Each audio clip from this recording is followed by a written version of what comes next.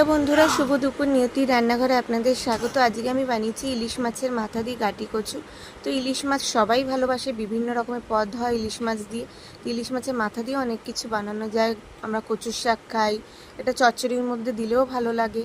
তো আজকে গাটি কচু করবো। প্রথমে গাটি কচুগুলো আমি সেদ্ধ করে নিয়েছি। তো কড়াইতে কালো জিরে ফোড়ন দিয়ে সেদ্ধ করে রাখা গাটি কচুটা দিয়ে দেবো। তার মধ্যে জিরের গুঁড়ো, লঙ্কা 4-5টা চেরা, টমেটো কুচি, হলুদ গুঁড়ো, নুন দিয়ে একটু হাই আছে নেড়ে চেড়ে কষিয়ে নিয়েছি। দেখুন আমার কষানো হয়ে গেছে। এবার গরম জল দিয়ে দেবো পরিমাণ মতো। তারপরে একটু নেড়ে নিয়ে ভেজে রাখা ইলিশ মাছের মাথাটা আমি ওর মধ্যে দিয়ে দেবো। আমি আগে থেকে ইলিশ মাছের মাথা দুটো ভেজে নিয়েছিলাম। তো একটু নেড়ে চেড়ে নিয়ে ঢেকে দেবো। ঢাকনা সরিয়ে 10 মিনিটের জন্য মিডিয়াম আঁচে ঢেকে দেবো। ঢাকনা সরিয়ে দিয়েছি, দেখুন হয়ে গেছে। আমি মাঝে একবার নেড়ে নিয়েছি, তখন ইলিশ মাছের মাথাগুলো আমি ভেঙে দিয়েছি। তো এই পর্যায়ে নামিয়ে দেবো। কেমন হয়েছে দেখুন। ভালো লাগলে লাইক, শেয়ার, কমেন্ট করবেন আর পেজটিকে ফলো করে আমার পাশে থাকবেন।